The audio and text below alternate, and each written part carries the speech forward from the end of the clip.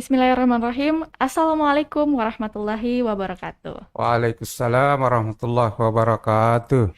Selamat siang para penonton dan pendengar setia YouTube channel Umi Makassar. Kembali lagi di podcast Umi di bulan yang penuh berkah ini, bulan suci Ramadan. Bersama saya Nur Fauzia, hadir dalam program kenalan dengan Dekan Fakultas di lingkup Universitas Muslim Indonesia.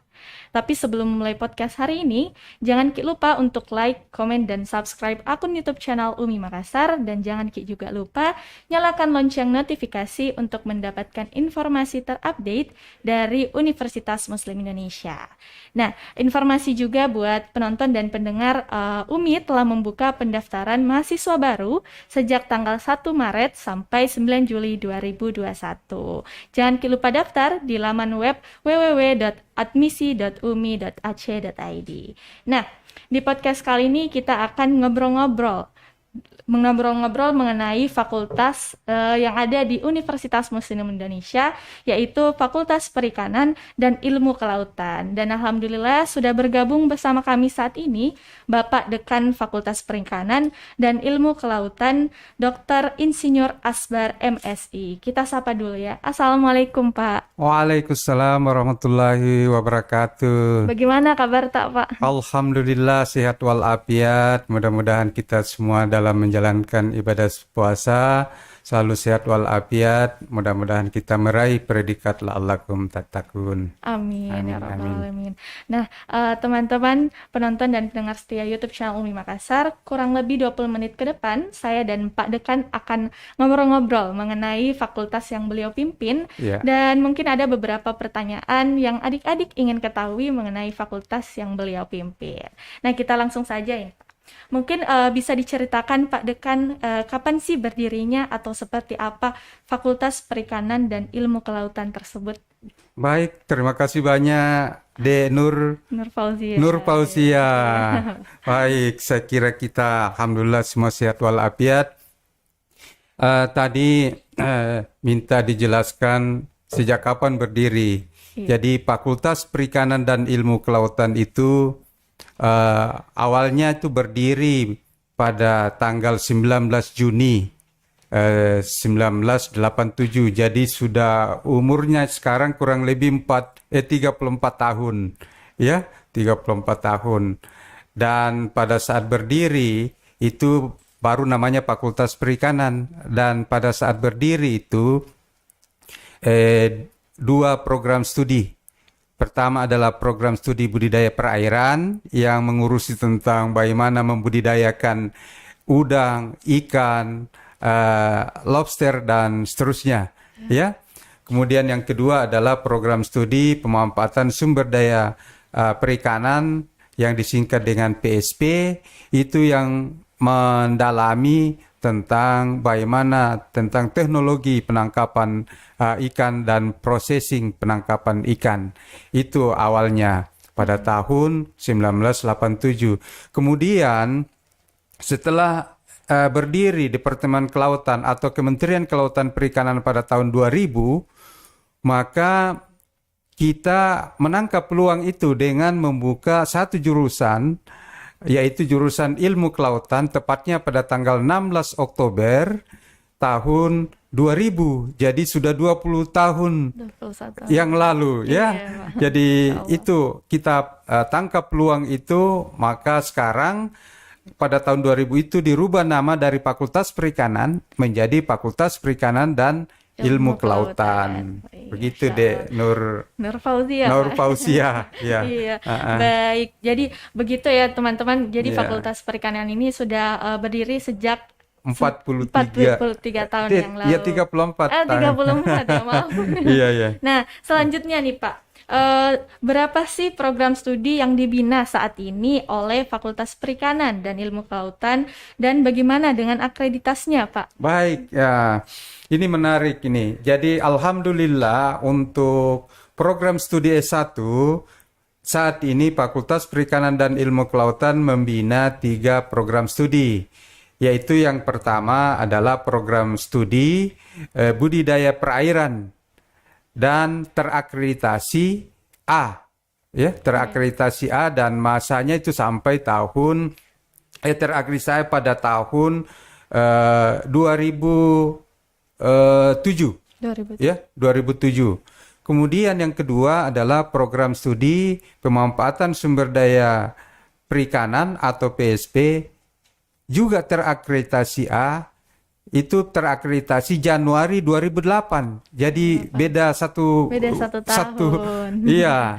Kemudian yang kedua adalah program studi ilmu kelautan, dan ini pertama terakreditasi A di UMI yang eksakta, yaitu tahun 2016 terakreditasi A. Alhamdulillah 3 prodi S1 ini terakreditasi A. Kemudian kita juga membina 1 program studi magister, yaitu Magister Pesisir dan Teknologi Kelautan. Nah, status akreditasinya akreditasi B. Selain itu juga tahun 2009 kemarin mendapat izin pembukaan untuk program studi doktor ilmu perikanan. Alhamdulillah sekarang dalam proses untuk reakreditasi, ya. Reakreditasi mudah-mudahan meningkat nanti akreditasinya untuk program studi doktor, sehingga yang ingin juga lanjut ke S2 manajemen sumber daya pesisir dan laut, kemudian S3 doktor ilmu perikanan, semua sudah terakreditasi. Masya Allah. Alhamdulillah. Jadi Fakultas Perikanan dan Ilmu Kelautan ini memiliki akreditasi yang sangat bagus ya Pak. Alhamdulillah. S1-nya akreditas A semua. A semua. Nah, baik. Ya, makasih. Nah, ada pertanyaan nih dari penonton dan pendengar nih Pak. Ya. Apa sih yang menjadi keunggulan Fakultas Perikanan dan Ilmu Kelautan jika adik-adik calon mahasiswa memilih melanjutkan studi di fakultas tersebut? Ya, terima kasih banyak Dek Nur Fauzia. Iya. Jadi kalau kita menyimak betul apa keunggulan di Fakultas Perikanan dan Ilmu Kelautan, yang pertama tadi saya sudah jelaskan bahwa satu-satunya ya Fakultas Perikanan, saya kan masuk forum perikanan kelautan se-Indonesia. Kalau kita berbincang-bincang, alhamdulillah kita tiga-tiganya semuanya terakreditasi A. Itu unggulan pertama. Kemudian yang kedua, yang menjadi unggulan kedua adalah dari seluruh sumber daya dosen dan tenaga kependidikan, khususnya dosen itu adalah 93% itu adalah bergelar doktor. Ya, bergelar doktor, dan yang 7% ini sementara dalam program studi dalam melanjutkan studi S3. Itu yang, dan yang perlu diingat bahwa ada 4 guru besar. Ada 4 guru besar. Itu keunggulan kedua.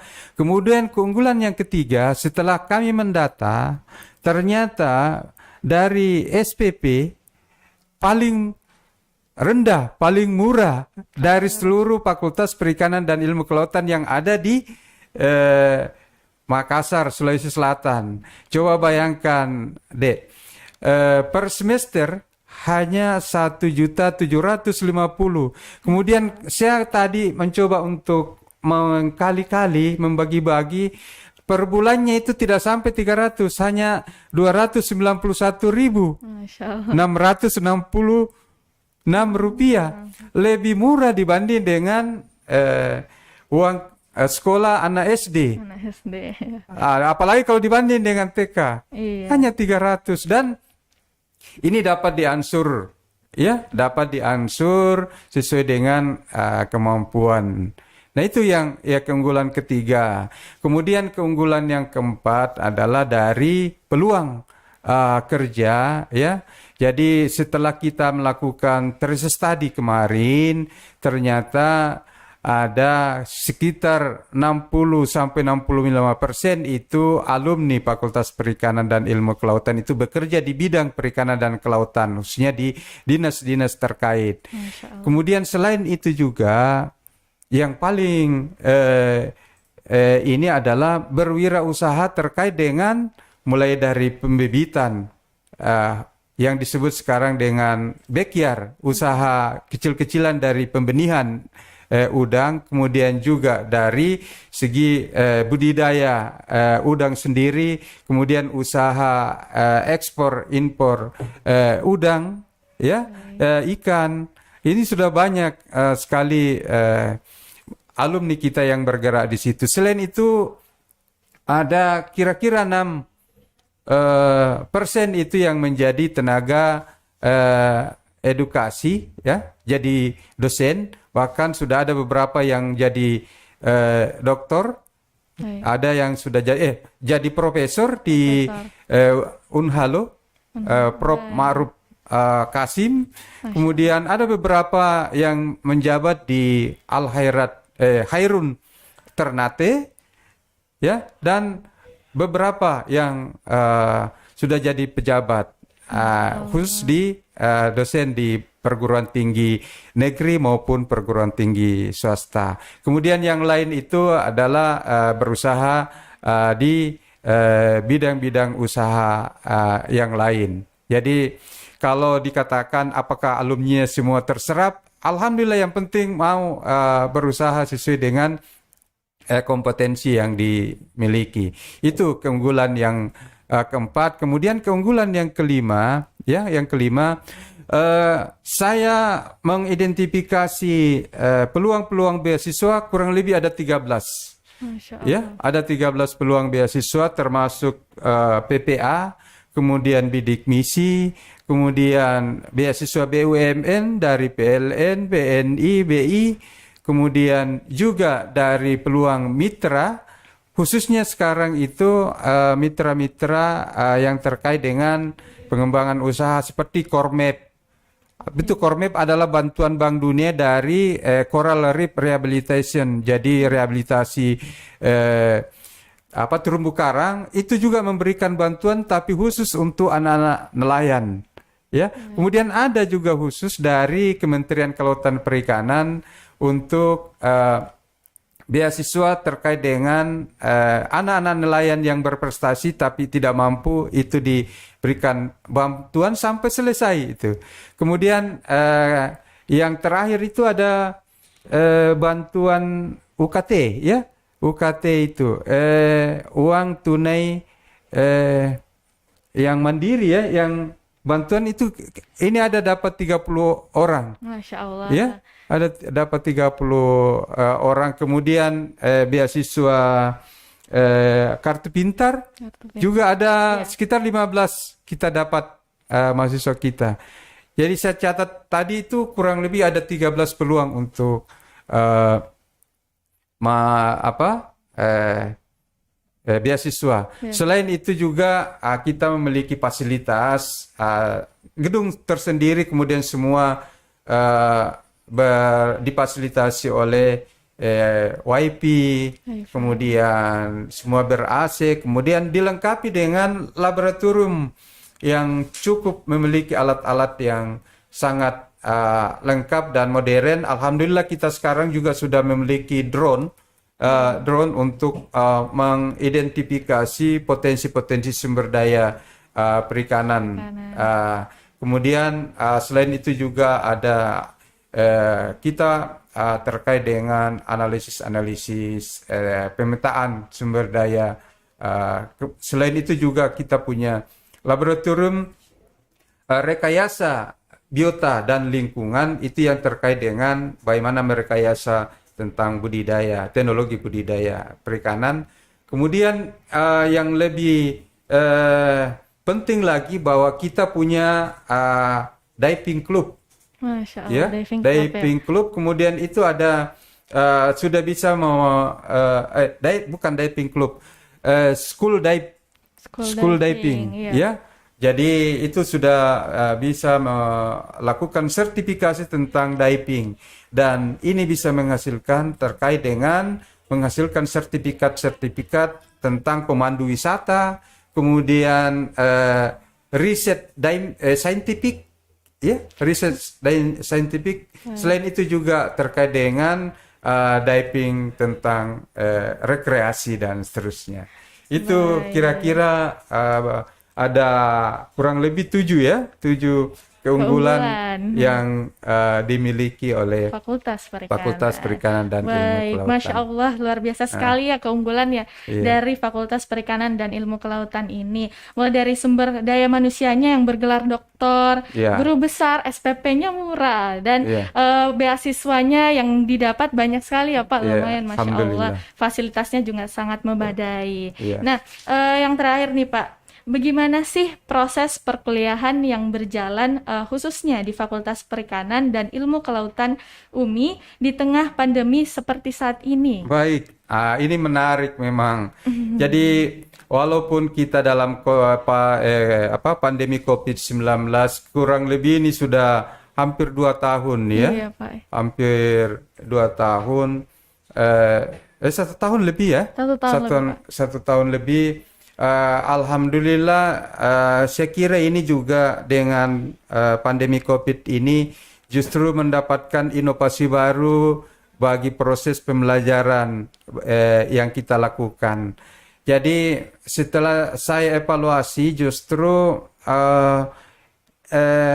pertama proses pembelajaran yang kita lakukan dengan pandemi ini adalah semua dengan melakukan sistem daring, ya. Kemudian yang kedua, saya lihat justru dengan sistem daring ini frekuensi kehadiran mahasiswa itu sangat tinggi. Meningkat ya Ya, Pak. Ya. beda dengan waktu offline sebelumnya, ya biasa ada yang terlambat mau pertengahan baru mau datang sekarang. Iya. Nah, kenapa? Karena kita sudah menganjurkan bahwa di awal kuliah paling tidak semua dosen yang mengajar itu harus melakukan cek kehadiran dari mahasiswa dan itu ditandai dengan absen. Ya, absen kan ada batasnya. Iya. Batas absennya. Batas waktunya ya Batas Pak. waktunya sehingga cuma pertanyaan karena terus terang memang banyak mahasiswa kami yang berada di daerah-daerah terpencil khususnya di pulau-pulau ya, dan ini biasanya terkendala tentang jaringan. Tapi itu tidak menjadi masalah karena semua bahan-bahan itu ada di kalam. Di kalam. Di kalam UMI. Jadi materinya Materinya justru ini menarik bagi saya sebagai pimpinan, justru lebih mudah untuk meng-cross check apakah materi pembelajaran sama dengan tujuan capaian pembelajaran. Itu lebih mudah bagi kami mengevaluasi karena dengan adanya pandemi ini, dengan sistem kalam ini, itu sistem terbuka, semua orang bisa melihat bahannya. Iya kan? Kemudian yang kedua, kita sudah bisa melihat bahwa semua materi-materi, kemudian kehadiran dosen itu tepat waktu tidak. Iya. Nah, ini saya kira dengan proses pandemi ini justru menurut saya menambah kualitas, baik kualitas sumber daya dosen yang mengajar maupun dari segi kualitas proses pembelajaran, transfer ilmu. Karena selain materi itu bisa diakses oleh perorangan, individu per individu. Kalau dulu kan dikopikan, siapa yang malas dia tidak dapat pada saat dia tidak hadir. Sekarang semua dapat. Iya kan? Nah, itu tadi kalam, ya, Pak. Yang saya jelaskan bahwa bagi mahasiswa kami yang tidak dapat akses kuota yang terpencil itu, yang penting mahasiswanya itu menghubungi sebelum pelajaran. Iya, pelajaran. Tapi setelah itu menghubungi dosennya setelah bagus kuotanya, pulsanya, jaringannya, baru secara individu dosen untuk memberi kebijakan. Jadi tidak ada istilahnya, karena Pak Rektor mengatakan bahwa untuk sistem kelulusan sekarang aturannya itu adalah 70% kehadiran. 70-80%, sehingga kan kasihan mahasiswa kita yang kalau memang itu betul-betul masalah jaringan. Iya. Ya. Nah, ini yang menjadi.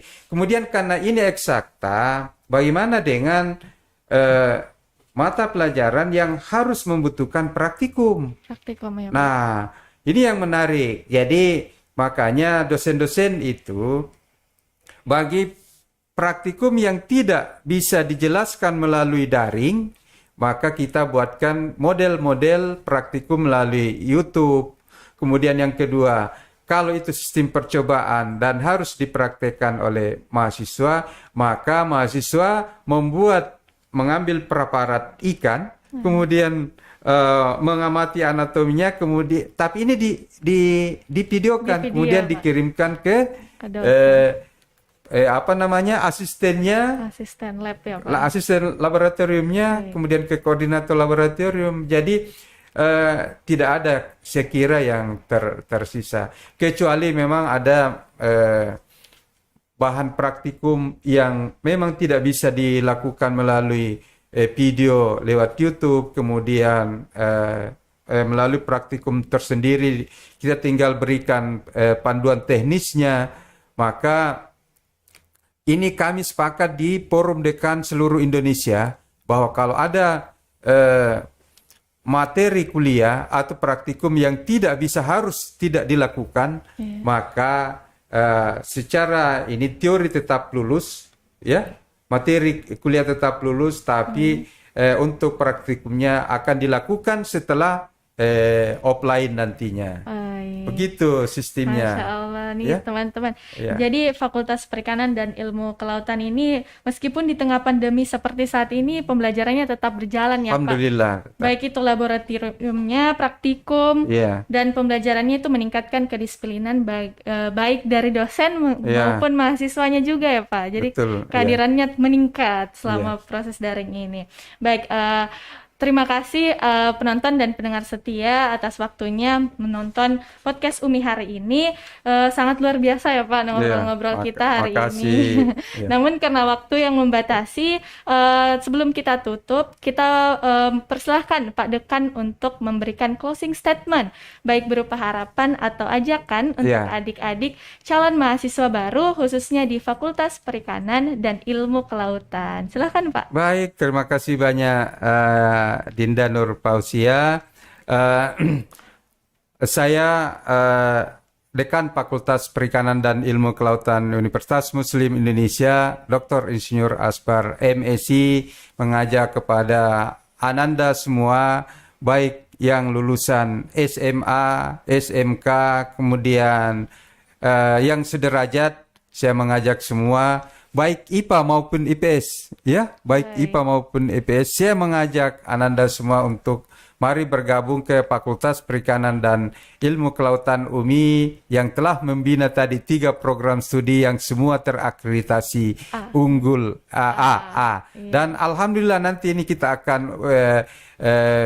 lakukan tentang ISK, ya, ISK untuk proses dari A menjadi unggul, ya. Jadi saya mengajak Ananda semua mari bergabung. Tadi saya sudah jelaskan bahwa ada 7 keunggulan yang kami miliki, semua terakreditasi A, kemudian dosennya 93% bergelar doktor, dan tidak kalah itu mengenai SPP-nya. Yang sangat murah ya Pak. Iya.